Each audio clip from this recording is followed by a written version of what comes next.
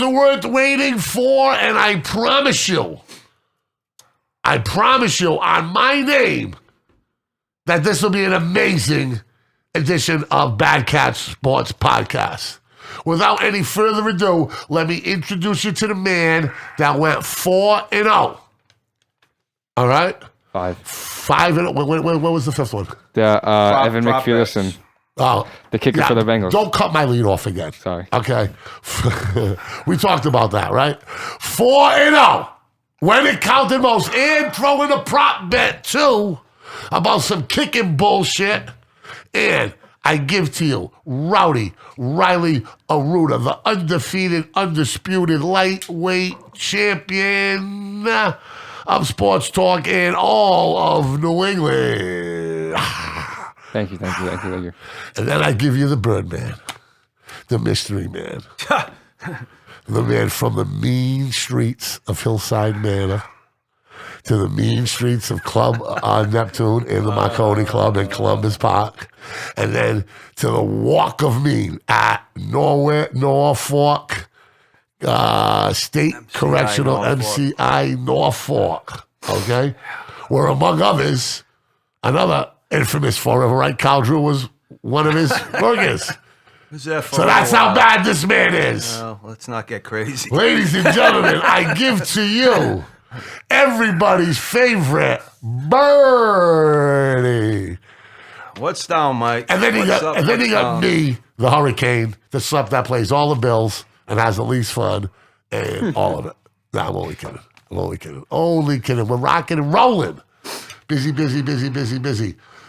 So, Birdman, what's going on? What do you got, man? Do you know how many people, okay, and I told you this before, slide into my DM and say, I hope your relationship is going good, or what, because Birdie, and Bobby Raposa's your name, right? Yeah. Is one of the nicest human beings I've ever met. One of the best guys. One of the best guys I have ever met. I mean, I want to say oh wow! Like, what do you think? I'm gonna be like, I should be applauded for bringing that wonderful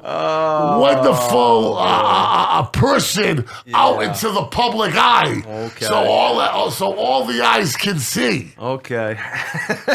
You know what I mean? Like what am I gonna do? Like, single-handedly step on his spirit, talking about some hedge that went wrong? Yeah. Well, there's plenty of them that went wrong. No, I mean, what is we gonna? We want to add to your nickname. Okay. Birdie the Hedge. Yes. Mr. Hedge. Well, Mr. Hedge. Yeah, I'll be Mr. I wasn't Tease. doing no hedging this week. I was doing a lot of losing. I can tell you that much. So. And you know what's crazy about gambling and how fucking insidious it is? Okay. I know quite a bit about it. You pick the two teams to go to the Super Bowl at the beginning of the year, yet you bet against both of them.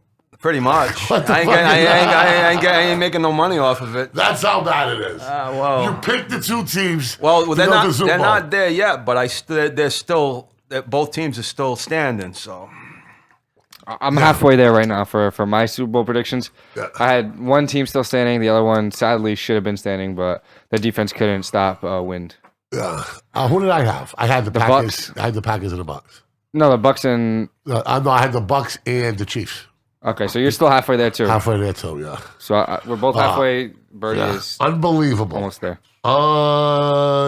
Unbelievable day of football. Riley, I was thinking about you, watching that parlay come in. Oh, yeah. You said all the underdogs. Now, if you listen, right, we have to have we're going to go for a long walk, me and you. Because this thing is starting to Taking get out back like old old Yeller over here. I love you. We would never take you out back. You know that. Listen, but we have been talking about this because the stakes are starting to get risen with the people that are inquiring about us and talking to us getting nominated for that award in Boston. The stakes are getting higher. All right. And you, Birdie, you don't have the phone for it. It ain't your thing. But his generation's all about that quick take, right? Now, if this motherfucker, 19 years old, right, would listen to me, right? I said, give me a quick hit, 1 or 2 a weekend. He is the executive producer entitled. And for the record, the youngest executive producer of a successful podcast, I bet you in the fucking country. so what was his response? Oh yeah, sure. Okay. Don't worry about it. Yeah, I got Fair. you. I got you. I just wanted to keep my money to myself, maybe. Yeah, I know you did. There's nothing. Listen, now listen to me. Now, my stupid ass picks are over 18,000 views, right? Wow. And this isn't mediocrity, Birdie. Mediocrity. We got the funny thing with the Muslim dude. That's my friend. Yeah. No, the best one by far was the one where you bet on Michigan and you're sitting outside asking for change. That was the best thing I've ever seen. Okay. Wow. But now if Riley goes on there and says, ladies and gentlemen, I am Riley Arruda, the undefeated, undisputed lightweight champ of sports talking all the New England, and I got my 4 underdog special for you. And goes, I got bing in this. I would take $200 out of the bank, boost that post, and he'd have 250,000 views already. Especially after all 4 coming in. Yeah. They all came in. Yeah. No, I mean. They all came in. It is, it is what The it one is. I was sweating the most was the Bills because I know you were sweating. it was 7.5, and I loved it because they scored first. I'm like, okay, this is gonna be fine. And then they went down by 2 scores, and I'm like, God damn it, they're gonna lose. And the game was going crazy. But as soon as they hit the 2-minute warning, I was set because that's what I love about the tease is that once they hit that 2-minute warning, if they scored and the game went to overtime, you can't lose by 7. No. Josh Allen said, "Get the fuck out of my way. I'm gonna shoot an M16 fucking missile and hit my motherfucking target right in the middle, right between the numbers, literally." He's the man. On a cold night in Kansas City. Did you see how tired both those quarterbacks looked at the end of the game, like the look in their eyes? How tired the defenses looked at the end of the game. Wow. I can tell you that. Nobody got a break. It was just score. It was emotional. It was crazy. So I was thinking about you, Riley. Any dreams about Aaron Rodgers fail again and possibly going to Denver? I just want him to come to Denver. That's what it's about. That's all I want. That's all I want now. If I was you, I'd want to come to Denver too. Yes, that's all I want. Chelsea, what's going on with Chelsea? They actually beat Tottenham, and I hate Tottenham, so I was happy about that. Good. We're going to get a little bit of a break for international break, but coming back, they're going to play for the Club World Cup, which is like one of the biggest things you can win, and they've never won that, so I'm hoping they can win that. And then Champions League is coming very soon, which I'm very, very happy about. So I can't wait for the Champions League. It's coming back in probably like 2 weeks, so that's going to be awesome. Okay, and here's another thing we got going on, right? We got a podcast at Mesa before the Super Bowl. Really? Okay. So that's on and popping. So What, the day before? no, the day of. The day of. Okay. All right. Yeah. So all you listen. That is, you guys were the senior division. We were the junior division at Columbus Park. Mesa 21 is the adjunct headquarters for that crew. Okay, so you got to get all your boys down there. We'll see. That's, And speaking of your boys, put it out there. Speaking of your boys, how is Lips? I don't have no idea, Mike. You call him today. No, I can't do You're it. a bad I friend. cannot do that, You're Mike. a bad friend. You don't understand the level of pain involved in that. The Buffalo Bills yesterday. I got it. And you can relate to this. Yeah. Riley, you're a little Yeah, I younger. can. You I can't can. relate to this. Yeah. What happened with the Buffalo Bills yesterday was Bill Buckner, the ball going through. Yeah, of course, yeah. That's the Red Sox. They're the Red Sox. Of course, their fans are. That's what I'm saying. The fans are carrying that burden So for sure, what happened bro. to them? What I You can stop relate to it. believing you're going to lose games that you should win. Listen, these young kids haven't been there, man. They haven't felt that pain. Oh. Their pain is Wes Welker dropping a ball or like, nah, man. I had the champagne fucking popped in that 86 World Series like a fucking fool. it was popped. It was Like popped. a fool. Hell I no, popped it was. the fucking champagne, man. Mike, it Not was. just me. There's 80 people in the room. Mike, I was working behind the bar at Neptune. We went down the cellar to get cases of beer. It was popped. I was 14. Right. I was at my friend's house, and this family was very well respected. I was 14 years old, and people were blinking at me popping champagne. Like where any other day, they'd be like, "Young man, what do you think you're doing?" You know what I mean? Yeah. People weren't even blinking. I was at the McDonald's house. People weren't even blinking. People were walking in with cases of champagne. Bartenders walking, and the McDonald's one of the biggest families in Fall River, Irish Catholic families in Fall River, without question. They're everywhere. You got nieces and nephews and cousins walking out of Pharisees Catering, which was owned by them, with cases of champagne and beer. I mean, a party is about to go down. And it was the same thing in Buffalo And that was yesterday. When Allen hit that kid Davis with that touchdown pass, 13 seconds left. How do you lose? You're not going to tell me that Buffalo didn't go crazy. The game's done. Yeah, That's it. We're going to the AFC Championship. sure. And we're playing at home, right? Yeah. right? Let me tell you something. There's 1,000 offensive geniuses. You want to make a lot of money in the NHL? Be a consultant on how to restrict yardage with limited time to play.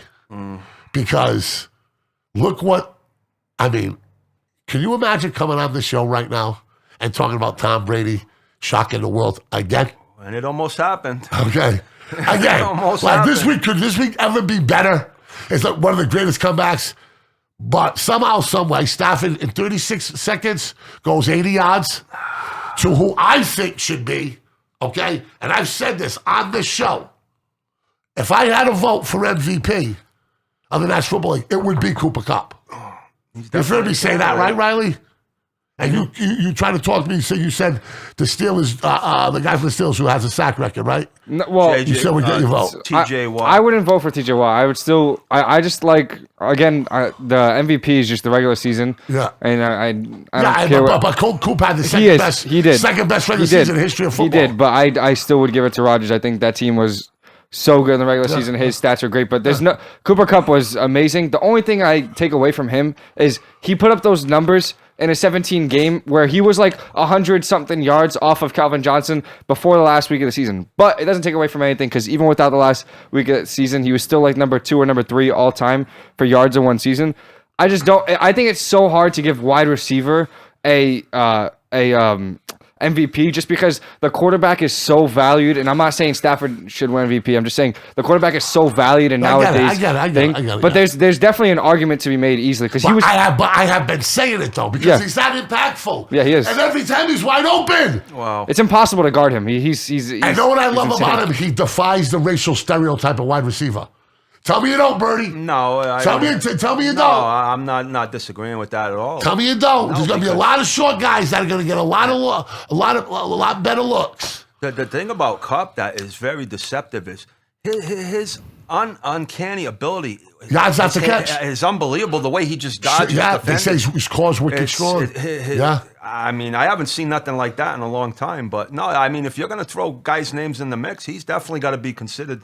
You know, the season he had. But like Riley said, it's a quarterback-driven league, and that's where all the attention goes. The thing that that shocks me, that like gets me the most is why he won't win it is because last year Derrick Henry ran for like 2,000 million yards, and he didn't even, like, he wasn't even, like, he was considered, but nobody was taking him seriously. Sure. And that's where, like, I don't like the MVP vote, like the MVP, being it called that. Because Eugene said offensive MVP. Yeah, Offensive Player of the Year, he will win that because it's so rare for the same guy to win MVP to also win Offensive Player of the Year. Isn't it the same thing though? Exactly, and that's why I hate it being called MVP because, like, Rodgers is probably the most valuable player in the league. Like, and him and Brady, they could probably win it every single year because if you take those guys off the teams, they'd win it. It should just be called Best Player of the Year because, like. Back in the day, youth trophies used to get convoluted. They stopped using MVP and they said most outstanding. Yeah, it should be because most valuable player, like even in the NBA, I think. Like last year, we were talking about. I thought Chris Paul should have been MVP because based off of most valuable player, without question, he was the most valuable per team. Without question, and that's why I don't like the wording of the thing, and that's why I think QBs will almost always win it unless a running back goes for like 2,400 yards, 2,300 yards because they're just the most valuable because that's the position they play. It should just be called best player, and then you can grade it by player by player, like by position. Sure, Rodgers was the best quarterback, but was he the overall best NFL player this year? Yeah, they should have like the Golden Hands Award for the wide receiver. Fred Biletnikoff like the Golden Shovel for like the lineman. And then like a Golden Boot for the kicker. Well, that's like... I give like 5 awards and then the MVP, the Golden Arm for the QB. That's how they do it in college for the most part. College football has separate awards. And we're going to talk about another rule that should be changed in the NFL in a little bit. We're gonna get to that. Birdie, we get the tickets for Jesus Christ Superstar, right? You think Lips would be interested to go with his wife to that? I'll mention it to him when I talk to him, but I don't think I'm going to be talking to him for a while. I got to get rid of him tonight and tomorrow because I don't want him to go to waste. I'll call him tomorrow and I'll ask him. Yeah. I'll call him later tonight. It's a nice night out. Yeah, no, I hear you. You know what I mean? P-Pack's nice. Ever been to P-Pack? No, beautiful. I haven't. Absolutely beautiful. Gambling disaster for you? Well, basically everything that I had accumulated in the last couple of weeks pretty much went up in smoke with a money line parlay of Tennessee and Green Bay. So that was pretty much going against the two teams you picked to go to the Super Bowl earlier in the year. That's correct. That's madness. That is fucking madness. Mike, you want to talk about Tony Pedro? What's going on? All right. Listen to me. He's one of the big time dudes on Facebook, man. Okay. My man Tony. He's on it all the time. His father hit me up. Tony, tell your old man, right? Product placement advertising. What makes Fall River great? Pedro's Dairy. We'll have coffee milk. We'll have the whole chicken caboodle right here.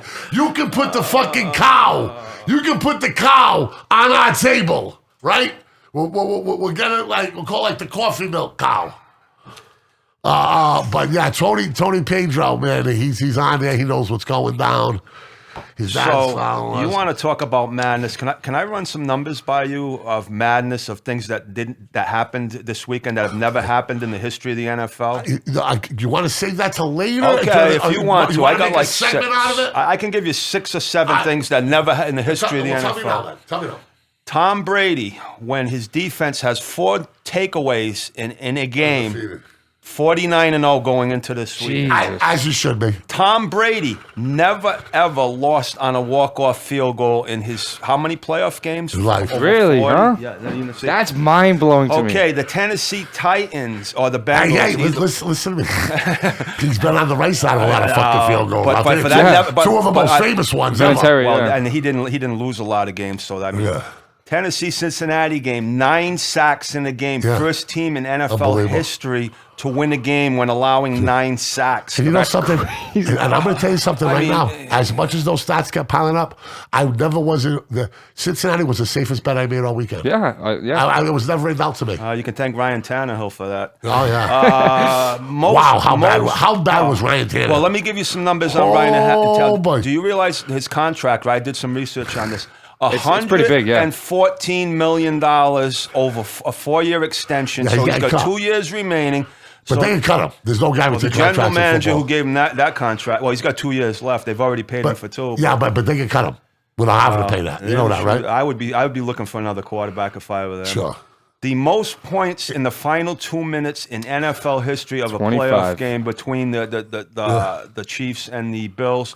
And the Chiefs were the first team to allow a touchdown in the last 15 seconds of a game and come back to win a game. I mean, this stuff's mind-boggling what happened. They this had weekend in 46 these games. points with 4 minutes to 43 points with 4 minutes to go.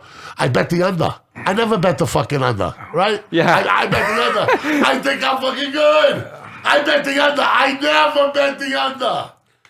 I bet the under. And I'm like, what? I thought it was fucking Star Wars. Yeah, that's what it. I thought this segment of the NFL is sanctioned and sponsored by the United States military. As we're gonna show you the best cannons in sport today, because I just saw the ball going zoom, zoom, zoom, zoom, zoom. And tell me something right now. How athletic? All right, I told you guys that Allen and Mahomes were better scramblers than Lamar Jackson. Okay. And look at them. Look at their ability to make plays with their feet. Unbelievable. It is unbelievable, but it's not better than Lamar. Yeah. No. Yeah. Okay. Well, I don't think so. They might be better Lamar- situational They're runners. bigger. Okay. That's fine. And I think Mahomes is trickier. He takes defenders away with his feet. And his Not eyes. always the fastest. And his eyes. I'm not saying the fastest. But Lamar does that too. He does take away defenders with his feet a I lot. don't know. We haven't seen him in a while. We haven't, but I still think he's probably. This sounds crazy, but when he retires, he'll be the greatest running quarterback of all Better time. than Michael Vick. Yeah, he already. Better than Randall Cunningham. Yes, No way. he's gonna finish with may- the. He already has the most rushing yards may end up ever with in more one yards. I'm season. not talking about yards. It's a different game than it was 10, 15 years That's ago. fine, but he's- You think he's a better runner than Randall Cunningham? Randall Cunningham was like... He might be better than. I don't think he's better than Vic. He may be better than Randall. I mean, I don't know. I like Lamar. I do Lamar. too. But I do here's the too. deal. Maybe when Mahomes do because people are playing the pass so much. But these guys are hard to get down, man. No. These guys, I mean, this quarterback's running over. That quarterback from Bills is running over linebackers. yes, because he's knocking linebackers out of the He game. does not shy from contract. Yeah. Mahomes will slide, and he's going to shy away love from it. contract. And Yeah. he has to because he's too valuable to get. Allen is not shying away from any contract. Mahomes turned the corner on linebackers and D-backs and got that first touchdown at the pylon to answer. Okay? Huge play. Yeah, no. Huge play. Then he had the 50, 60-yard run. The run, yeah. You know what I mean? I don't know. No, his intuition for when to run it and his angles on the way he moves. Unbelievable. It's some of the best, like you said, Best best footwork you know you've what ever the seen in scouts the call pocket. it now in basketball and in football, and when they're evaluating young talent, he's got some wiggle to him. Yeah, He's got some wiggle to him for sure. What a weekend in the NFL. Golly. Green Bay goes down with the thud, and it's like nobody cared. I don't hear anybody talking about Green Bay. I don't hear anybody talking about Aaron Rodgers. I think it's a fascinating story, man. Like what's going to happen here? Well, I'll give you my opinion on it, but and a young man that could be ready to take his place. And let me explain something to you, right? There's an old adage in sports, okay? And that old adage in sports is, okay, you don't want to be the man replacing the man, right? not those shoes to fill. That's for sure. No, you don't want to be doing that. Well, Aaron Rodgers had big shoes to fill when he sat for a couple of years too. So I mean, that's going to be a very interesting situation. I think he's gone personally. Yeah, but, I think so. The way that that game ended, I think he's definitely done there. So things that he said that I love being here, but there's so many guys and so many contracts coming up and so many different situations that I don't want to be a part of a rebuild. So to me, that was just him saying, I'm done. I'm done here. And he should have the right to say that. As much as a prick that he is. He's the greatest player in their franchise history. You've earned the right to do it. Better than, will he be judged ultimately better than Favre? Yeah. They have the same amount of Super Bowls. Same amount of Super Bowls. And he's just an overall better player than him. I don't even think it's close in my opinion. Skilled. I don't know if he was a better leader than Brett Favre was. No. He's the best pure pass. Him and Dan Marino are the best pure passes I've ever seen. Without question. You're not even going to put him in Tom Brady's category. Anybody would be foolish to do that. But as far as just throwing the football, pure passing, him and Marino are the two best I've ever seen. I agree. I agree. Rodgers makes it look easier.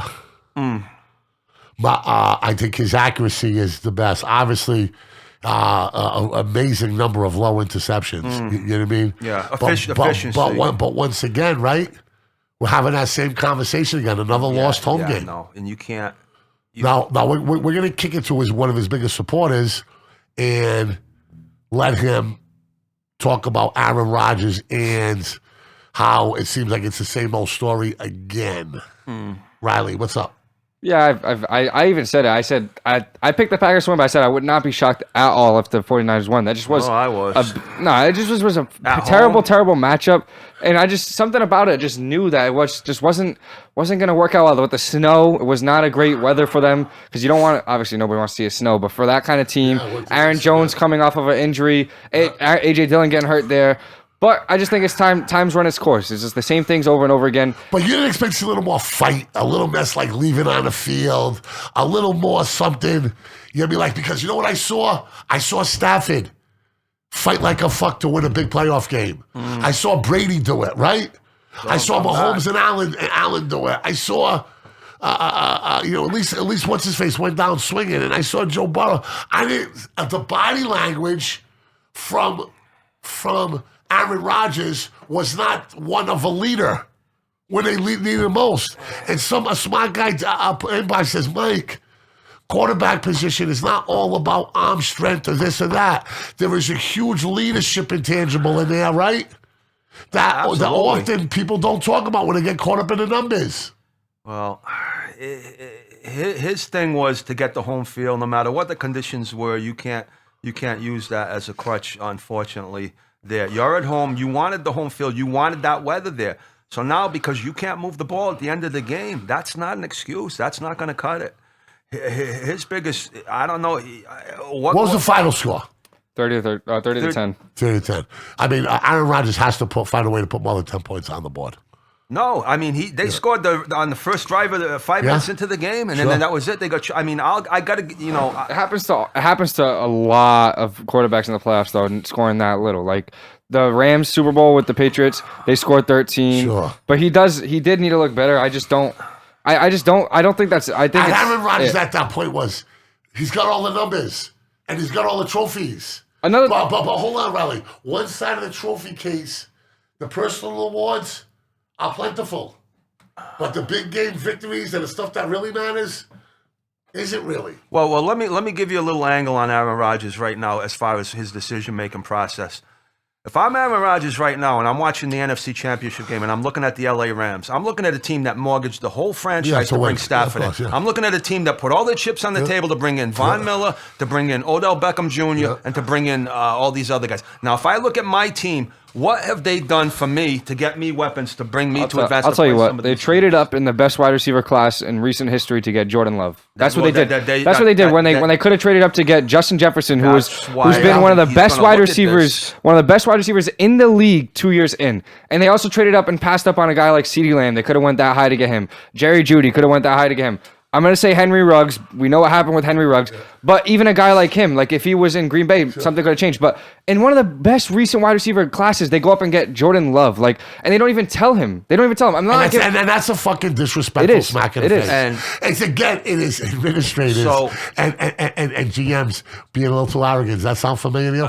Sounds like it. It sounds like something happened around here, bro. So that's crazy. Aaron Rodgers is a guy that holds a grudge, right? Okay. He don't talk to his mother and father. He makes his mother pay to go see him play. So do you think it's still not in his mind what they did draft and Love, that's still not in his head about how his decision process is going to be made? Yeah, but listen, I agree.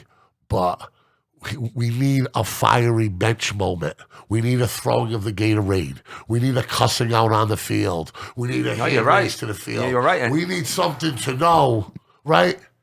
Yeah, no. Because the captain don't abandon ship, brother. Oh, I saw it in the Chiefs game. Did you see the defense at the beginning of that game going at each other? It reminded me of the rich people on the Titanic, like Aaron Rodgers was already on that boat before the game ended, motherfucker. Hey, you know what I'm talking about? Birdie, you know what I'm talking about? I didn't even see the movie. That's a good analogy. Hey, we had a neighbor that was on the Titanic. I tell you that, right? On Beatty Street. Oh, yeah. All right, the woman's name, I forgot what her name is. But that's the fucking analogy. Yeah. The fucking Titanic is going down in an iceberg in Green Bay, and Aaron Rodgers is in one of the first boats going to safety. I can tell you this much. I don't know a lot, but I know one thing. There'll be a lot of teams, if they find out that are calling, contacting Aaron Rodgers right now saying, well, they can't contact him yet. Maybe not yet, but yeah. They'll be knocking on one huge aspect of that game that I didn't see much people were talking about was David BADCATZ, who's one of the best offensive tackles in the whole entire league, probably the best, didn't play that game. And I'm not saying, I don't want to keep giving him excuses. I'm just saying that if he played, that was so big. And even missing the 1 week, it just shows they were trying to rush him back. But that was a huge loss too. But it's just injuries are gonna have to be taken, have to be weighted more, especially at critical positions, like the guy who replaced the All-Pro for Brady. Yeah. Right. I mean, how many times the guy was getting run over by Von Miller? Wirfs and Jensen. And how are you putting him alone on the outside with one of the all-time greats? I mean, you're in a no-win situation there. Who are you going to line up? You got Aaron Donald, then you got Von Miller on the edge, then you got Floyd coming in the. I mean, it's a numbers game. That team is so hard to. I think that's why I like the 49ers so much, because they have the best offensive lineman in the whole entire league. Pro Football Focus graded him. Trent Williams. Yeah, Trent Williams. They graded him higher than they graded any player in history. They gave him a 98.0 out of 100. No players come everywhere even close to that. So. You can leave Von Miller one-on-one with him, and I would probably take Trent Williams to win one-on-one, and then you can double-team Aaron Donald on the other side. So that's why I love the 49ers. They have such a good team at so many different levels. The biggest star in Patriots history before Drew Bledsoe, and he earned it a lot more than Bledsoe did, was a guy named John Hanna. John Hanna. And he was on the cover of Sports Illustrated, right? This is before ESPN. Yes. This is before everything. This is the Bible. Mid-70s. I would read it 5 times a week, okay? The Bible. Nobody wanted, there's still a thing who's got the most SI covers, right? The best lineman ever in the offensive football. Even to this day is considered, he's one of the considered best in the conversation. Yeah, no. But yeah, I mean, offensive line play. You get too much size and speed on the defensive side of the ball, and you got to remember, right? They only got to get you once or twice to turn the game around. I mean, they could be 2 for 50, 2 for 40. But if they get you, one strip sack, yeah, no, that's a game changer. Well, mistakes can't be made there. There's two things that you can't account for when you try to handicap these games. And obviously, we've seen it this weekend. Offensive line play and special teams. Do we have pictures of these guys that we can put up while we're talking about at all? That's why we have that piece of equipment over there, right? Yeah. No, we gotta stack that up. We gotta get some production orders into there. Yeah, man. But it's tough being offensive lineman and dealing with that, especially 1 or 2 times could be the difference. Tampa battled, very flawed game. Certainly wasn't Brady's best game.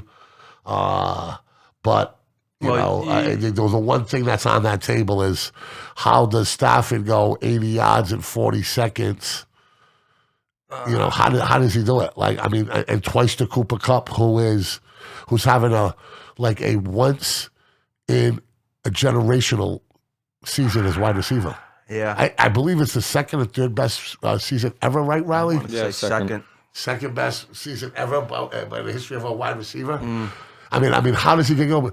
Hey, listen to me. You're going to make it as tough as you can to get Jordan a shot, right? Nah, you would think, right? You're either going to double team him or the ball's going to him. I mean, you're going to leave your secondary short with a zero cover blitz.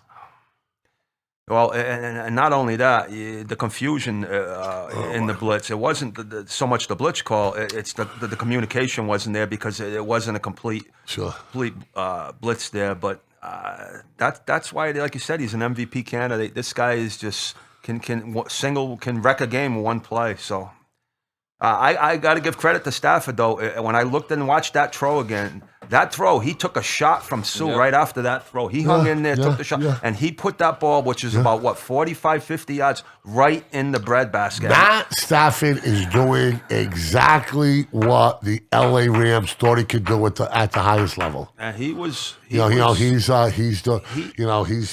it, and he was the difference in that football game. You know what I mean? That was probably Jared Goff is not going to go 80 yards. Obviously not. In 40 seconds. They're not scoring that many points with Jared Goff as their quarterback. No way. You know what I mean? So, and they got him there. Yeah. And how important is this to win a Super Bowl for LA franchise? They need a fan base. Do you know they begged the NFL ticket office? You know what the NFL ticket office did for them? Do you know what's going on? I heard about that. They're restricting tickets. People being able to buy tickets outside of Los Angeles County. Really? Yeah, it's so stupid. All right. What they don't know is there's 1,000 Latinos that are 49ers fans that live in LA County. Fan base. That live in LA County. And that's a lot of money in that San Francisco area. I believe the last regular season game was flooded with the 49er fans.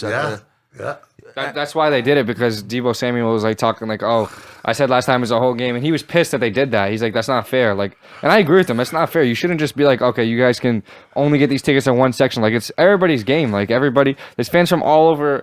What if there was a fan from all over that was a huge 49ers fan and just wanted to go to watch that game? You're right. Now they can't do it. I understand why the Rams are trying to do it. Yeah, I understand, but I think it's dumb. I don't think it's fair. I don't think it's fair at all. I think if it's your home, whatever, people should buy it. If they don't, fair game to everyone else. Season tickets holders can't sell them. That's the key. Because in order to have an NFL franchise, you have to have 60, 65,000 season tickets sold or something like that, right? There's a percentage to it. I don't know exactly what it is. To even have a team, you have to have so much. So the worst it's going to be is 15,000 fans the other way. 20,000, 80% of the people there are going to be your people if they don't sell the tickets, but they sell one ticket and it could pay for a whole season. Especially for that game, or if they make the Super Bowl. You got a bar mitzvah to go to, or you got this to go to, or that to go to. Gets a little crazy. Tampa Bay battle to the end. At the end of the day, it's about LA. A lot of people, I was laughing on Facebook. A lot of people were talking about Brady and talking about and then when he started coming back, you could see the trend. I was talking to our friends at the casino.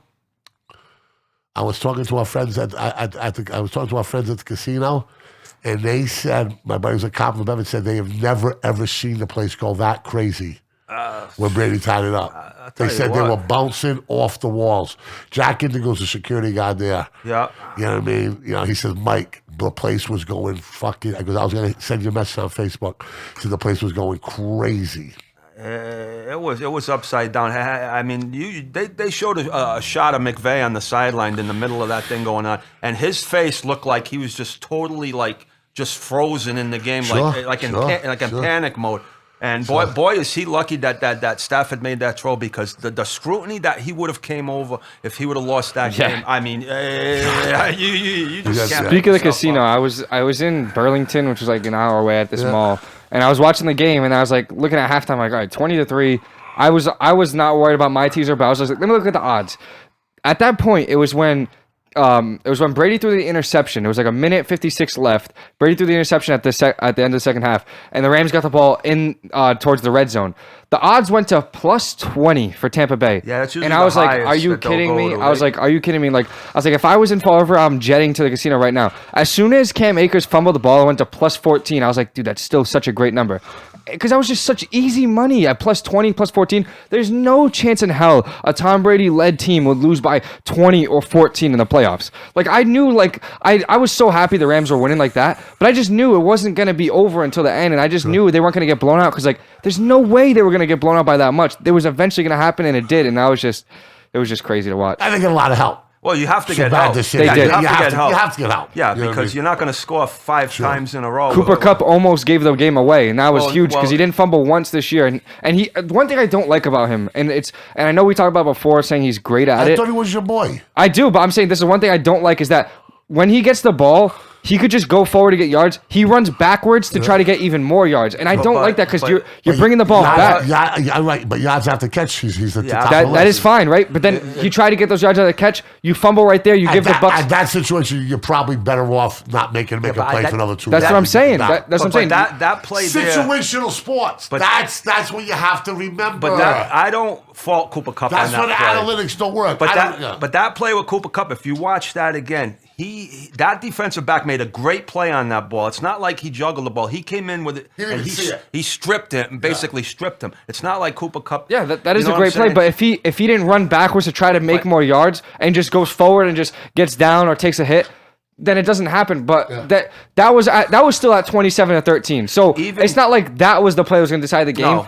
that changed the momentum, in my opinion. The one that really changed was when they run up the middle and Cam Akers was running, and then all of a sudden, That's out of another nowhere, great play by Ndamukong Sue. Suh, Sue made a great play Yeah. there. I mean, he just comes out and he hits the ball. He's got the ball secured, and he just knocks it out of his hand. Yeah. I don't. How really, much is the pressure of Tom Brady being there? Well, You think the heart rate and the blood pressure is pumping a little too much on some of them Rams? the play where they snapped it over his head, that's that the play was- right there. yeah, that Because was- you're coming out 5 wide, and all you need is a field goal pretty much to secure that game. And that's where I thought McVay made a huge mistake. And then when they snapped it over his head, I'm like, that's it. You just gave Tom Brady the crack the door open there. You don't know. You're playing with fire. Because it in was that such game. a momentum swing when Absolutely. Von Miller sacked him.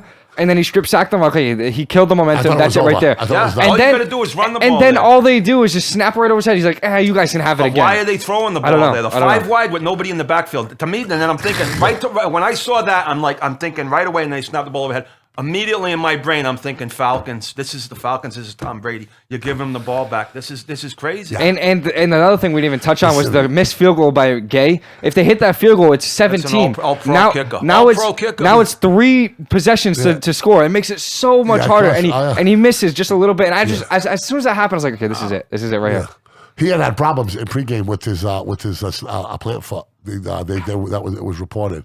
Hey, listen, the best defender in the NHL history of great quarterbacks is the sideline.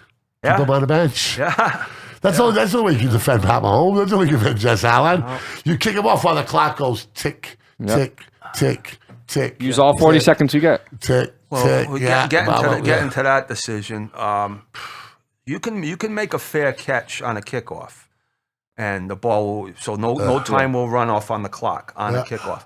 But it might be spotted at the spot, but that's okay. So if I'm McDermott, would you rather let Mahomes try to get you in field goal position, or squib kick the ball and let Squib kick it. let a special teams player Yeah. try. Of course, because even if this guy, now it's a live ball. Once the ball hits the ground, squib, it's a live ball. So you can't fair catch it. So you're taking 5-6 seconds off the clock. Bingo. So now you might even, if it's would have been a squib, difference. doesn't mean you're going to field it cleanly also, which means the clock is going to run. Well, not even just. And the idiot lineman or the idiot tight end might try to run with it a little bit.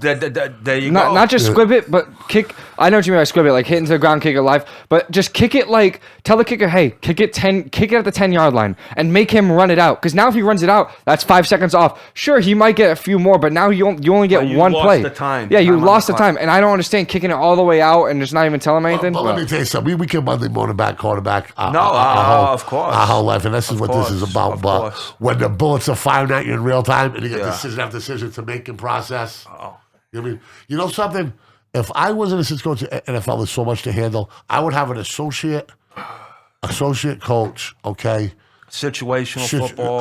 about situational and time football right on the side of Time me. management. Right on the side of me. Hey, Jim, okay, if we squib kick and do this, Analytical. we might be able to steal 5 or 6 seconds here. Yeah. You know what I mean? If we take the time out before the half, because there's a lot of going on, a lot of moving pieces, certainly. Some observations I have, I said it to you, Birdie, teams will get bye weeks.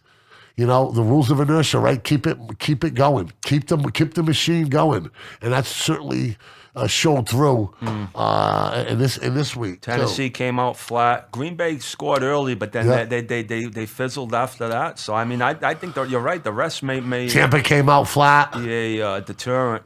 You know, I sometimes like to go. Injuries could change that equation. There's a lot of things that could change that equation, and also too, I think for today's modern day athlete, Yeah. right? Think about the big wins in football, or in basketball, or in baseball over the last 10 years. Most of them are road wins. LeBron's biggest win was beating Golden State at Golden State. Yep. Okay? The Red Sox, Yankees, the biggest road To games. be the man, you got to beat the man. To the road games, Had to right? go into New York, Tom Brady's biggest wins. He had to go into Kansas Okay. City, beat Mahomes. Now listen to me. Sometimes I think the road bubble with locker room to bus to hotel, Tighten your circle. tight in the circle, Less no distractions. distractions, no family, no Nah, kids, you know what? no tickets. Yeah. You're in a hotel room, you got that bonding experience, you're with one another.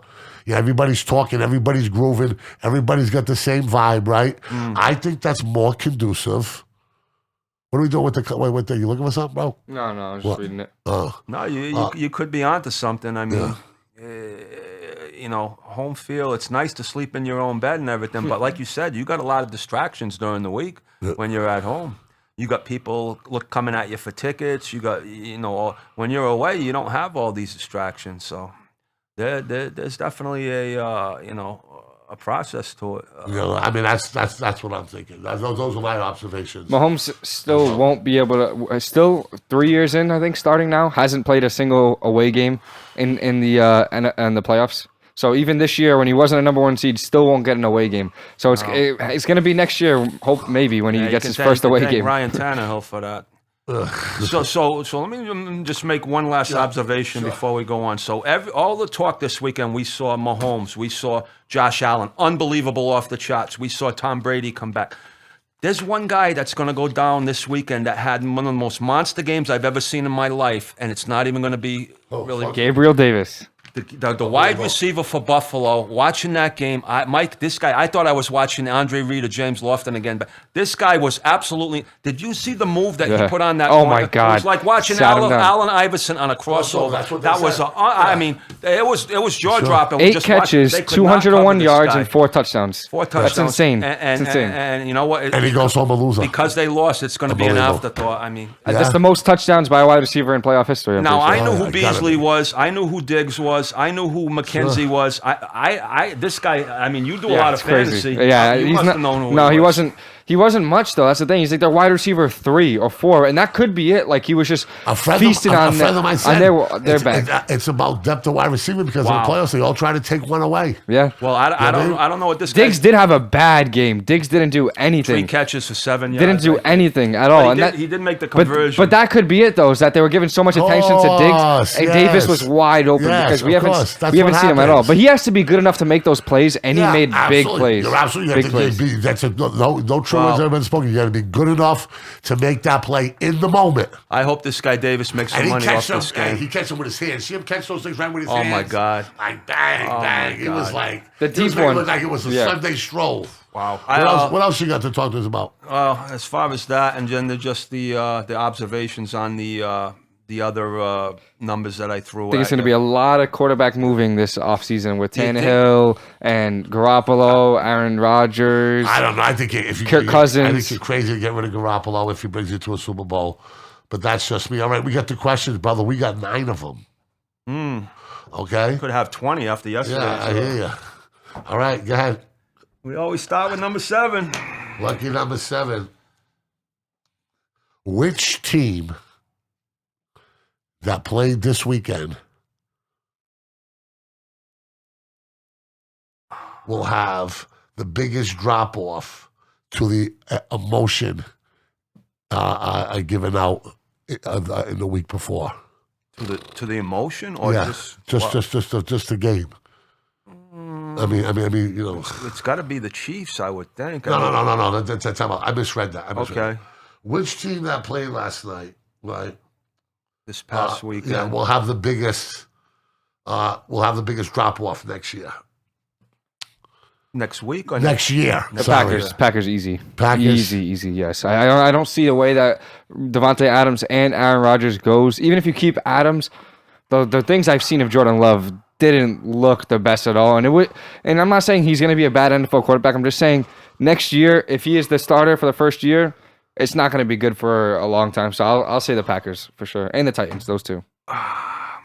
Well, see, I think that the Titans are real solid at every position except quarterback, so I don't know. That's an easy upgrade, I think. Yeah. And plus, let me tell you something. 10 years ago, Nashville wasn't a destination place. Now, Nashville is the party town of the South, man. Yeah, no, I like that team. I like that people defense. Going there people going there from all walks of life. 15 of my friends from the Bedford went there. I absolutely loved it. You know, they call it Cashville out there, man, like Las Vegas. Yeah, I agree with Riley. I think it's going to be Green Bay. I think if Aaron Rodgers leaves there, I mean, and that team got nothing. Yeah, you're going to see a complete team just, go back right to the middle of the pack. Not even. I think they would finish, honestly, right at the bottom with the Lions as the worst team in that division. Easily. I think if you just have quarterback A and quarterback A, like a neutral guy who's decent on the Bears, the Vikings, and the Packers, I think the other teams thrive because they've been there before with neutral guys, while the Packers have always had the best or the second best or the third best, wherever you rank Rodgers, an elite quarterback. Yeah, an elite quarterback. So this is why it's a team game. I agree. Yeah. Going into that game, and this is why analytics, you got to, some things you can't gauge when you try to handicap these games. According to Pro Football Weekly, however they gauge this, special teams, Green Bay was ranked 32nd in the league out of 32 teams. That's crazy. So what came back to bite them in that game? The special teams, the blocked punt at the end of the game, and the block kick. Right? Yeah. So both of those things. Yeah. And in other special teams, when this probably wouldn't change anything, but the final field goal of the game, they had 10 guys on the field instead of 11. Well, there you go. I mean, you're 17, 18 games into a season.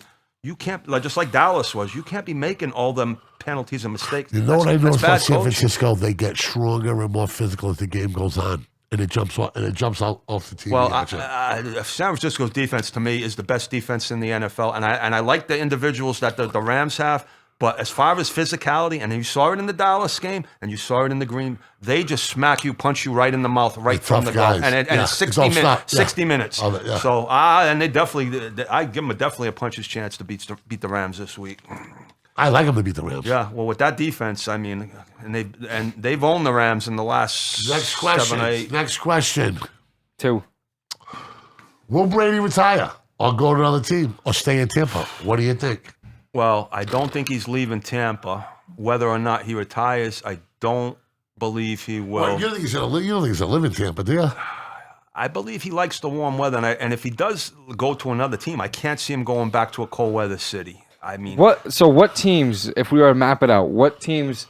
Obviously, every team would want a quarterback at his level, but what teams would be willing to do that right now? You know what I mean? Because like the Chiefs, the teams with the higher end quarterbacks not there. A lot more than two the first time. A lot more than two. Would you wouldn't rent Tom Brady for a year at $25 million to win the Super Bowl? After what you saw in the It second depends half of though, that because game? first, Absolutely. like if you're doing it as like I'm trying to think of a lower end team.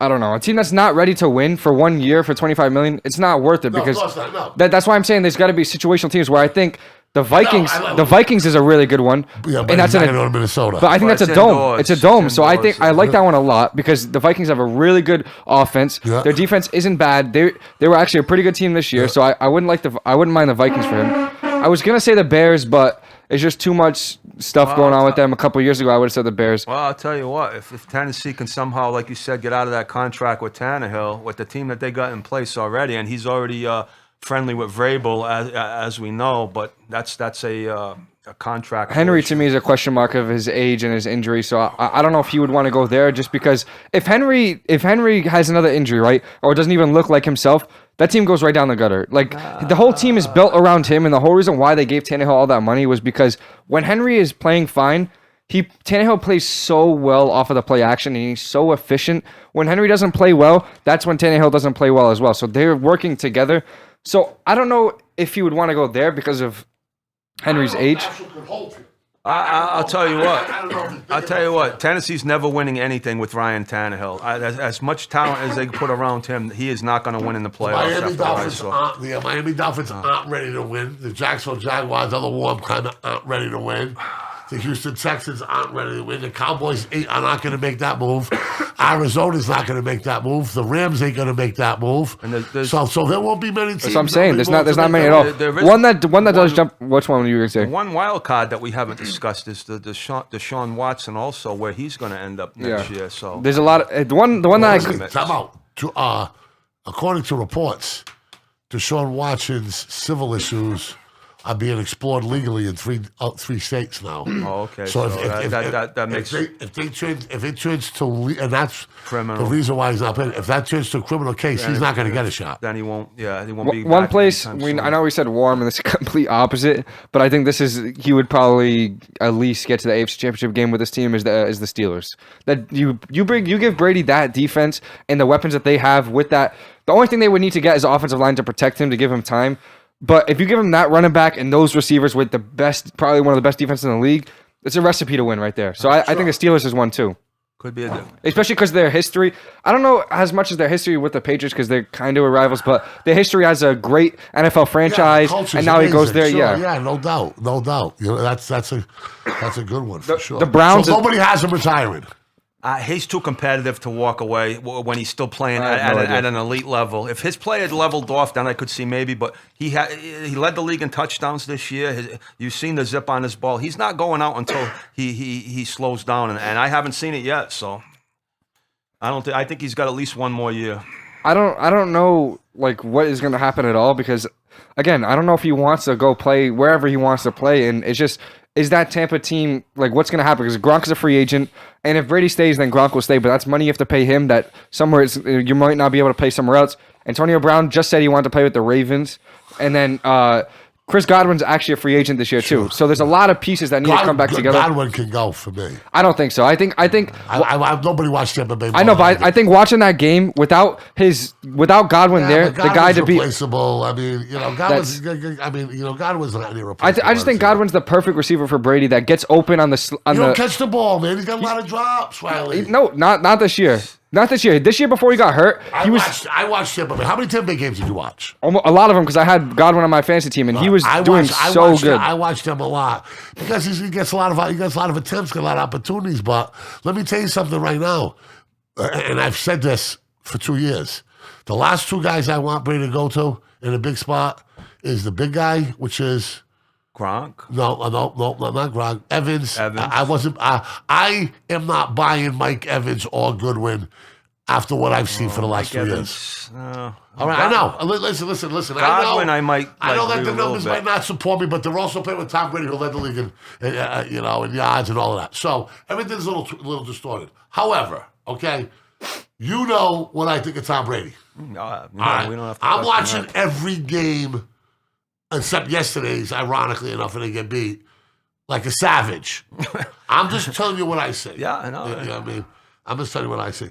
Next question. Is Aaron Rodgers done in Green Bay? I would say so. Like we spoke about earlier, this guy holds a grudge. He's not going to forget the drafting of Jordan Love. You look, If I was him, I wouldn't forget them taking the ball out of his hands last year either. I'm sure he doesn't forget anything.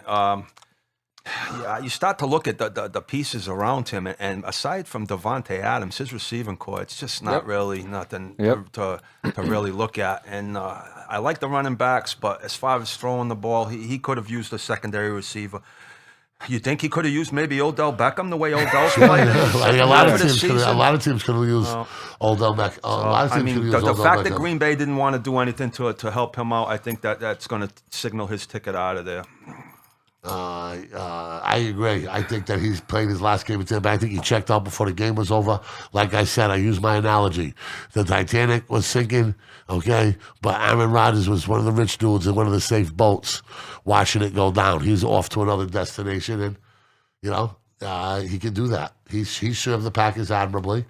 I think he lacks in certain leadership qualities and stuff like that. And I think there's some holes in his resume. To be one of the all-time top 3, top 4 greatest quarterbacks, but certainly a once-in-a-lifetime talent, without question. Which team left will have the biggest hangover from this week? There was lots of drama, lots of energy, lots of emotion spent in the entire week. Which is that going to take the biggest toll on? I don't know. I'll let Riley go on that. That's a tough question. This is my God. I don't know. I would. My answer is easy. The Kansas City Chiefs. Well, because it was there. They're riding high. They're they're riding high last night. Ain't nothing getting done today. Okay, they're home. They're partying. You know what I mean? They're in it. Okay. Recovery is tomorrow. You know what I mean? You got the ticket requests coming in. You got all the bullshit. You're home. Being in that travel bubble. The travel bubble, I think would be critical for them. I think that they will be the most emotionally hungover, and that's why I think Cincinnati will stay with them. I'm not saying Cincinnati's going to beat them. I'm saying Cincinnati will stay there with them, and I do think, and this is very important. I do think the Bengals think they can beat them in this game coming up. Well, they have beaten them. I understand, once. and that's a huge part of it. But I think they can still beat them again. Oh, whether they can or not, in their minds they can. The problem, which all that matters. Yes. Which is all that matters. Oh, yes, see, psychologically, you're going into the game. You've already beaten them, and you came from behind. They were down like almost the entire game. Cincinnati had to keep fighting in that game right at the end of the regular season. Come back and beat them at home. Biggest problem I got with Cincinnati is, boy, that offensive line. they just terrible. Look bad, and I just don't see they're going to continue to keep winning with that offensive line like that. But as far as they got a week to make adjustments. As far as the emotion of the Kansas City game, just human nature is going to tell you that it's going to be got to be a little bit of a. What goes up must come down, right? Coming into this week. The reason why I wouldn't take the Chiefs is because they've been there before, and they've done this exact thing before. They were behind against the Texans in the divisional round a lot, came back, won. The next week they played at home against the Tennessee Titans. They were down by a lot, came back and won. But not like this. No, but Not they, like this. but This they is a game out of these four teams, people are going to be talking about this game for 50 absolutely, years. absolutely. This You know is what I a mean? top 5 of all Not like time. that game. out of the 3 other teams other than them, they have the most people, I would say, that have a Super Bowl and have been to a Super Bowl and have that edge sure. and been there before. It's not like Championship DNA. it's not like they're gonna like their first ever AFC Championship game. You got to remember, they play. It's a short week because it's a late Sunday night, stuff like that. But I just something for. I love the 49ers. I just think maybe them because because the Rams just lost to them 3 weeks ago, and I don't see the Rams losing again. I think they'll be hungry. I think it'll be the exact opposite. I think San Fran's going to be hungry. But the Rams are hungry because they didn't expect to get pretty much any home field game except one. Now they're getting the NFC Championship game at home. I don't think, and I just think that's like a huge thing for them. I disagree. What, the home field advantage is a huge thing for LA, Riley? Have you been watching all year? The other team, team's fans. My thing was not from my thing is that they were going to get one home field game. Now they're getting the NFC Championship game at home. And where's the Super Bowl being played? LA. At SoFi. Sure. So they're going to be, and it's only happened one time in history. You think that's going to be too overwhelming? No, because only one time in history that a team has went to the Super Bowl at home, and it was last year for the Bucks. Yeah. So they could be the second team in history to play in their home Which stadium. would be huge for their franchise. Exactly, and I just don't. I don't know. Just from a fan standpoint, that's nice. But this 49er team they play them twice a year. They played in LA. Yeah. Their defense right now is the most physical, punch you in the mouth defense. They're going to go in there, and that to me, San Francisco. But it's not about who's going to win that game. We're going to save that for Thursday. I'm field. talking about who's going to be more hungover, who's going to be more drunk with success. It'd be Kansas City. I think the Niners, and I love the Niners, and I'm going to bet on the Niners. I just think it's going to be them. I don't. See, I think Kansas City. So they walk out of that locker room at what, 2:00 in the morning, probably. Well, midnight. The fans were definitely they're around partying until the fans didn't leave that tailgate. They're not even going to think of football until Wednesday, probably. Party was just starting at the end of that game in the parking lot. I can guarantee you that. I just don't like that the 49ers only scored 13. And that game should be celebrated. Yeah, it should be. That game should be. They should go out and have a good time. Oh, absolutely. Are you kidding me? That's a historic all-time game. Top 5 in NFL history, what they just witnessed there. So. What they played in. And the stars make plays. All right, question number 5. I'm going to skip number 4. Have you ever seen a football player move more explosively with the ball in his hands than Tyreek Hill? The only guy that comes to mind, and not as explosive, was unstoppable, would have been Jerry Rice. But I don't. He didn't run away from not run away. But I'm going to talk as far as he was more Cooper Kupp. Yeah, with a little bit more speed than Cooper Kupp. This guy, actually, he only ran like a 4.7, 4.8 Rice. But his just ability to the separate. West Coast offense had everybody fucked up. No, this guy here, I mean, the only guy I can compare it to is Deion Sanders. Deion Sanders, and as far as speed, would have been Darrell Green when he was with the Reds. Yeah, but he didn't get the ball. I'm talking about as a speed guy. Just if you were line up at 4. No, I'm talking about speed. Devin Hester. Devin Hester. No, as far as from an offensive explosive, no. What you saw in the game when that defender. When he caught the ball and then he split those two defenders there, and he's 30, 35 yards away. He's gone. You know they're not catching him. As soon as I thought they were going to get him. And he ran by him. Yes. He ran past 5 of them. He hit the seam. Hey, Usain Bolt. Check this out, how bad Tyreek Hill is. Okay? Usain Bolt will not race him in a 40-yard dash. Yeah, he'll lose. He insists on it being a 60-yard dash. I don't know how old Usain Bolt is now, but I mean in his prime, I don't think he's still even beating him in a 40-yard dash. You think he's going to get him in the last 20 meters? Yes. 20 yards? Yes, because of his stride. And the stride, yeah. I mean, wow, that dude is bad. Anybody else resemble Deion on some punt returns? Devin Hester's the only thing to me but the thing is like pure speed. Devin Hester didn't play offense that much. Like he was just the return dude. He would go in a couple of times, but Tyreek Hill is literally one of the best receivers in the league. And when he gets the ball, it's like impossible to stop him. And it's the only thing to compare him. But I've never seen a guy that fast like move that well. Like as soon as he catches the ball, like. I don't know if you guys remember this, but this is such an obscure game. But like 2 years ago, the Cowboys played the Chiefs, and there was like 10 seconds left in the game. They threw the ball to Tyreek Hill at like the halfway line, and he literally just ran through the whole team with 10 seconds left, and the Cowboys just let him score. Like every time he touches the ball, I just get so scared that he's going to score a touchdown because he can move around anybody like they're just standing still. And make people miss in space. Like, whoa. Like, and he always takes the right angle. He always knows how to he always gets to the finish line. Yeah, I mean, what a treat for sure. Yeah, I'll tell you what, Kelsey and Hill and Mahomes stepped up to make big plays. Yep. They earned their money, that's for sure. All right, question number 4. Can you replace Jimmy G with an unproven young Trey Lance? How do you sell it to the players and the fans in the locker room. How do you sell that? How do you sell that to people? If the 49ers end up going to a Super Bowl. Well, the problem you're going to have is you got to see what Jimmy G does in the next game or two if they do make it to the Super Bowl. If he comes out and performs well and gets them there, I mean, now you're going to have a controversy. I mean, how are you going to replace him? Jimmy G did not play well in that game in cold weather. He did make throws at the end of the game, though, like you said, to answer the bell. But overall, I don't think he had a great game, a good game. He's got to come back, and for the 49ers to win, I think he's the key this week. He's got to play well, play better. Moving forward, as far as what they're going to do with Lance, a lot of it's going to be determined by what happens, I believe, in this game this week.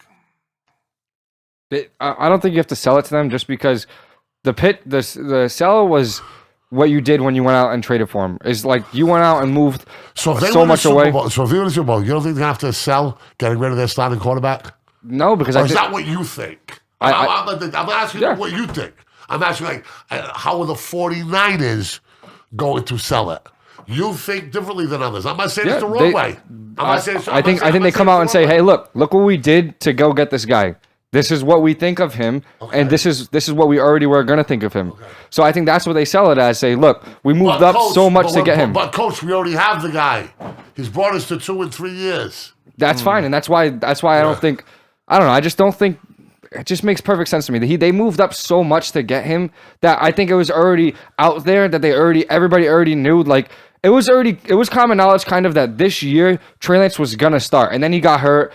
He got hurt at the wrong time, and I think if he doesn't get hurt, he honestly might be the starter right now just because he was playing pretty well, and then he got hurt, and then Jimmy G came back. But I don't know. I just think they moving up that much. I think coaches want to win. And I think those coaches unanimously thought they had a better chance with Jimmy G than they did with Trey Lance. And they said it over and over again.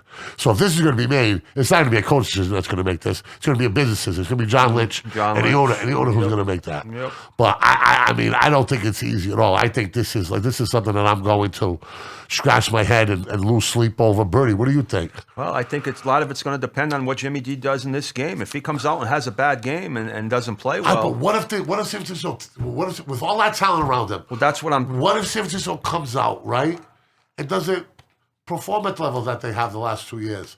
What if they go backwards? You don't think you're putting the kid in a fucking awful situation? Yeah, you replace a Super Bowl QB.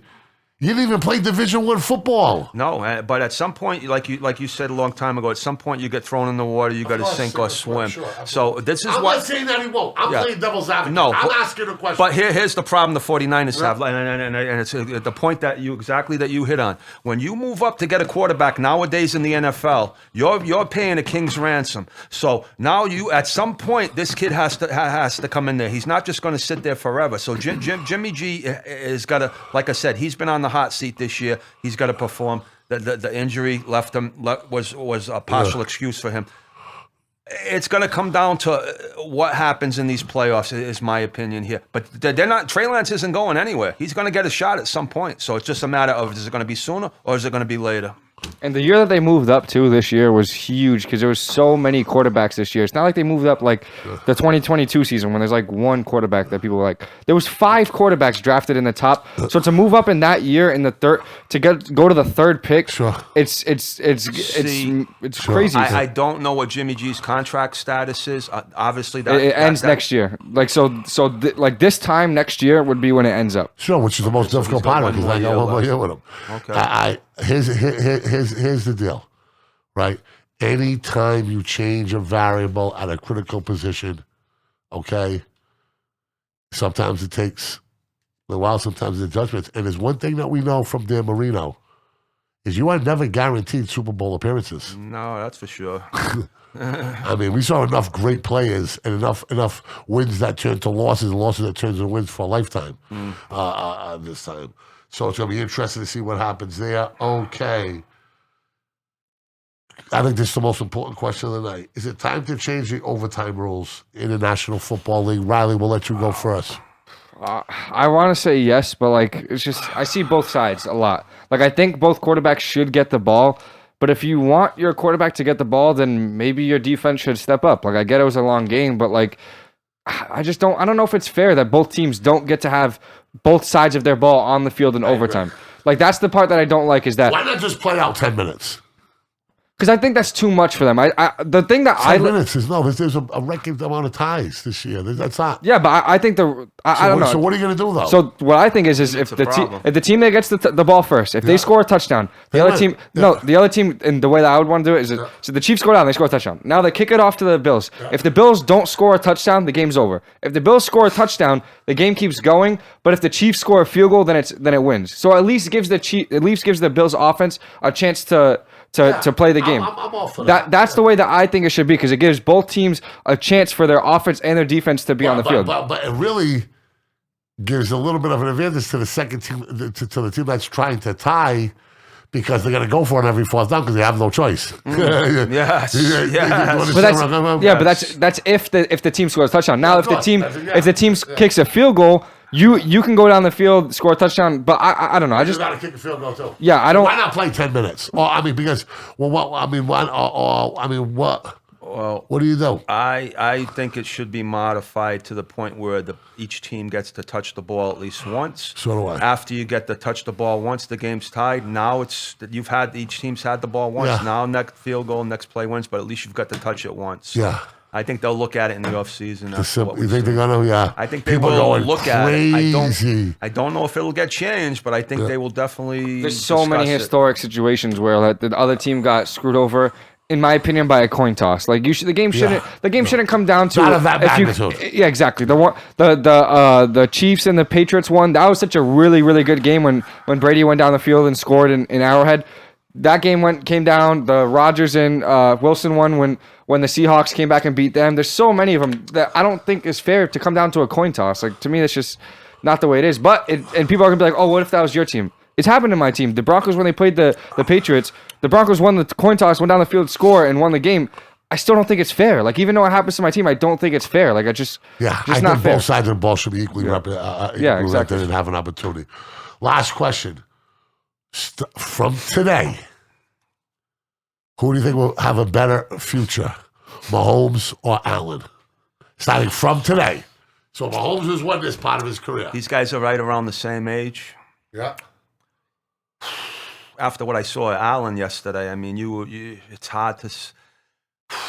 I mean, we're talking about Mahomes at the beginning of the year, like we discussed earlier, after 5 weeks into the season, and this guy looked completely lost, and then just water found its level, and the talent came back to what we've seen. Sure. The sky's the limit for Josh Allen. The only thing that scares me about Josh Allen is, and I know he's a big kid, you are not going to continue to run into contact in the NFL the way he does and not sustain an injury at some point. Sure. Yeah, he's getting away with it now. He's big and he's built for it. I agree. But better than anybody ever for it. Eventually, these linebackers, they come in. They're going to hit you. You're going to take a hit eventually, and you're going to end up. Yeah, and you're going to end up on the sideline. Sure. Great question. Slight edge right now. I still have to go with Mahomes. Mahomes is the more polished quarterback. Like you talked about, the footwork, his intelligence in the pocket, his leadership, and then now after what you saw yesterday, you got to put a dagger through this guy to kill him. Yeah. I mean, what you saw yesterday, in my opinion, was the changing of the guard in the NFL. Aaron Rodgers and Tom Brady are on the way out, and this is the future. Absolutely. These two guys that was the overriding story. You're absolutely right. That's called the lead. Yeah. And you put the lead out. That's what's right. And you know something? The NFL's future's so bright, baby. You got to wear shades. I hate it. I hate it, but it's gonna be Mahomes. I hate to say it, but it is. He has such a great coach as well. Even Tyreek Hill said it. We have the Michael Jordan and Scottie Pippen with Eric Bieniemy and what's his name, Andy Reid. And it's just so tough to watch as a Broncos fan. But just Mahomes is just so good, and those role players so around good. them are getting better. They are getting better, but the only thing I would be scared about if I was a Chiefs fan is this contract. And when is that going to start hurting the team so bad? Because guys like Tyrann Mathieu and Chris Jones and all these dudes, like, they're not going to be able to stay like the Patriots did. The Patriots were so good for so long because Brady was like, I don't want the money. Mahomes already showed he wants the money. He already showed and went out and got way more than Brady ever did for one contract. Yeah. So those role players, and once they get better like Welker did, and once Edelman got better and Gronk got better, you're not going to be able to pay those guys because all the money is tied up with him. So they need to go out and be able to find those guys that can perform for 2 years, recycle them, go out, find another guy who can perform for 2 years. So I don't know if Andy Reid's going to be able to do that. Anytime you change the variables, Exactly. it can happen. That's why Exactly. That's why the draft is so important, and that situations where you have to be. Well, you scouting. have to hit. Not even, exactly, not even just the draft, because even with the Patriots, they would go out and get a guy that was like a third receiver on the Lions, come over to them and catch like 800, 900 yards, 6 touchdowns from Brady. So they need to find those guys. Andy Reid needs to do a great job at that. I hope he doesn't, but it's going to be crazy to watch. Just think, we had an unbelievable football show. We didn't even talk about the Cowboys and their fucking misery. The Cowboys got a reprieve from. Oh God! Here's Mikey Gaudreau. The champ is in the building. Mikey Jr. and Senior. So to wrap things up, What's up, brother? Here he is. Good. What's The up? champ. We got the champ in the house. Good to see you, the champ. We're almost done. How you doing? What's up? So Trivia. question to wrap up the trivia question. We like to add a little comical twist to this question. What do we got here? Wow. Thank you. Oh yes, sir. Are you kidding? Thank you. This is for Couldn't come at a better time with the weather, right? Absolutely appreciated. The money team. Instead of the money team, we got the Mikey Mikey. team. There you go. Yeah. Okay. All right. All right, so we're gonna wrap up the one of the greatest weekends in NFL playoff history. It was absolutely unbelievable, and we add a little comedy to the trivia question for today. So Tom Brady is 44, going to be 45, and Father Time continues to chase Tom Brady. Yeah. And for some reason, Father Time catches up with all of us, but he has not caught up caught to up with Tom me, Brady. that's for He sure. caught up with you. He caught up with me a long time ago. So the theme of I'll have one quick trivia question for you today is, Tom Brady, as of this year, moved into the third oldest quarterback to play in the NFL history. Wow. I have a list of 8 other quarterbacks that have played in the NFL over the age of 40 years old that Father Time caught up with. So we're going to go back and forth. 40 years old. 40 years old. 40 years old or older. Okay. You want to start or do you want to go? I'll start. I'll knock off Drew Brees. Drew Brees is correct. Vinny the Guinea Testaverde. Who is ranked the, I believe, 4th. That's who Tom Brady just went under. Vinny Testaverde is correct. My turn. Dan Marino. Incorrect. George Blanda. George Blanda, the oldest at 48 years old, believe it or not. Jesus, 48. 48 years old. I'm going to say Peyton Manning, but I don't think he made it. Incorrect. Nope. Who was that backup quarterback? I'm thinking about. There's one on here you're going to get right away. You're going to go like, wow, why didn't I get this guy? Mark Rippon? Incorrect. We were talking earlier about... Give us a clue. Yeah, what team? Initials. Ended up playing with a historic team, went to the Jets, then played with the Vikings. Brett Favre. Yeah, that was easy. Come on. How about a local guy from this area? Doug Flutie. That's a good one. Flutie. Okay, there's 3 left on this list. One guy you know. Teams. Houston Oilers. Dan Patrick. Warren Moon. Warren Moon. There you go. Baltimore Colts. Johnny Yote. That's right. 40 years old. His backup wasn't Johnny Yote. Earl Morrow. Earl Morrow. Okay. And there's one guy left on the list. Is the second oldest in NFL history. Played for a long time for the Tampa Bay Buccaneers and a couple other teams. Was mostly a backup. That's what I'm talking about. What was his name? Steve DeBerg. Steve DeBerg. Oh, got him. That's the backup I was thinking of. Mikey, we're going to get you on a podcast, man. When do you want to do it? And the fight coming up February 5th. We're going to fight on February 5th? All right, cool, man. Come So on, what you get the father in here. Get the father in here. What do we got? Golden Gloves coming up, Mikey? Are you fighting now? Is anybody going to fight you? Yeah. We got one guy so far. All right, cool. We're gonna go. So Golden Gloves February 5th down at I heard what's his face lost a lot of his sponsors. I'll go there and buy first row. I'll be pissed. down at the PAL in Fall go River. set. Is that where they're going? Okay. Cool. You psyched for that? Oh yeah. We're ready. I'm ready. Definitely Anybody you think could beat you at that? No. Of course not. There you I go. know better than There that. you go. ready. There you go. You look older. A little older from this last time we saw before I was in Louisiana. I hear you. So listen, we're gonna wrap this up. We're gonna meet because we're gonna be doing some boxing events. So we're gonna put the brainstorm. Just want to introduce Mikey Gudrow, future boxing champion. Did an In the house. unbelievable job of representing Fall River and himself, more importantly, in Shreveport, Louisiana, where he lost in a controversial decision in the second round, a fight that I thought he won, and certainly landed the more cleaner, professional-type punches for the professional scoring system. However, they gave it to your opponent because he was a local superstar, and he ended up losing in the finals, I was told. Is that right? Yeah. You ended up losing in the finals. So you lost somebody who went in the finals, so that was a great thing. Dad does an amazing job with them. My man Mikey does an amazing job. You get these money, these sweatshirts right there. We'll put a link up. Where can we get them? You guys sell them for money or for profit or? No. I just put them out there. Oh, yeah. Just to There put you his go. brand out there. All right, so you want to buy them? How much? $20? $35. $35. Oh, $20. What do you got? A t-shirt here? Yeah, not in this been a world. long day. $20. All right, so get this. Hook this up. Take a picture. We'll put it on Facebook.